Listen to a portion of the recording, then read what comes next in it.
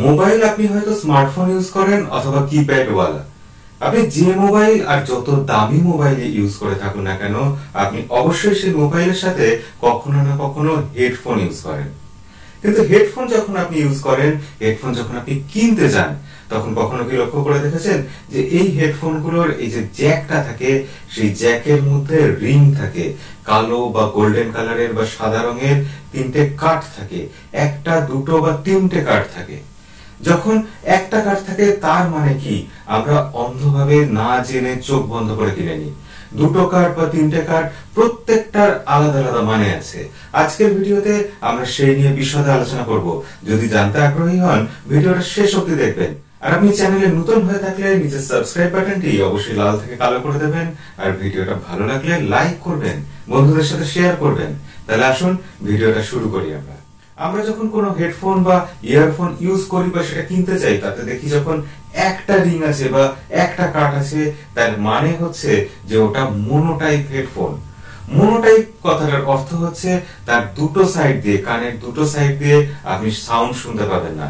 যে কোনো এক দিক দিয়ে আওয়াজ আসবে, এই বাঁ দিক দিয়ে বা ডান দিক দিয়ে হোক, আওয়াজ আসবে কিন্তু এক দিক দিয়েই। তাই এটা হচ্ছে মোনো টাইপের হেডফোন। এটা আপনাকে এই একটা রিং বা একটা কাঠ দিয়ে বলে দেওয়া হচ্ছে। আর যদি দেখেন দুটো রিং বা দুটো কাঠ আছে, তাহলে অবভিয়াসলি এটা হচ্ছে stereo type headphone. Stereo type কথাটার মানে হচ্ছে এর অডিও আউটপুট, গান বা আওয়াজ যেটা আপনি শুনবেন সেটা দু কানেই শুনতে পাবেন। তাই এই দুটো কাঠ বা দুটো রিং আমাদের এই বিশেষ বার্তাটা দিচ্ছে। আর যখন তাহলে তিনটে থাকছে, তিনটে তাহলে কি কাজে লাগবে? তিনটে কাঠ বা তিনটে রিং এর অর্থ হলো, আপনি যখনই এরকম হেডফোন বা ইয়ারফোন দেখতে পাবেন, বুঝবেন যে তার মধ্যে নিশ্চয়ই মাইক আছে, মাইক্রোফোন আছে। আপনি সেই হেডফোন বা ইয়ারফোন দিয়ে শুধু কানে শুনবেন না, আপনি কথা বলতে পারবেন কারোর সাথে। আপনার কথা বহু দূরে বসে কেউ শুনতে পাবে বা আপনার ফোনে আপনি রেকর্ড করতে পারবেন। তাহলে মাইক বোঝানোর জন্য তিনটে কাঠ বা তিনটে রিং থাকে। একদম উপরের কাঠটা ব্যবহার হয় লেফট ইয়ারপিসের জন্য, বাঁ দিকের কানে শোনার জন্য। সেকেন্ড কাঠটা ব্যবহার হয় ডান দিকের ইয়ারপিসের জন্য, ডান কানে শোনার জন্য। আর থার্ড কাঠটা আমাদের ব্যবহার হয় সেটা হচ্ছে গ্রাউন্ডের জন্য।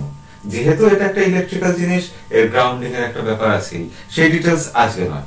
আর ফোর্থ কাঠটা আমাদের ব্যবহার হয়ে থাকে মাইকের জন্য বা মাইক্রোফোনের জন্য। তাহলে আজকে জানলেন, এবার থেকে যখনই হেডফোন ইউজ করবেন বা হেডফোন কিনতে যাবেন, এই ব্যাপারগুলো খেয়াল রাখবেন যে আপনার হেডফোনটা কিরকম হেডফোন। যদি ভিডিওটা আজকে কার্যকরী মনে হয়, অবশ্যই ভিডিও শেষে লাইক করে দেবেন, কমেন্টে জানাবেন আপনার কেমন লাগলো ভিডিওটা। তাহলে আজকের ভিডিও অবধি, দেখা হবে পরের ভিডিওতে। আজকের মতো বিদায়।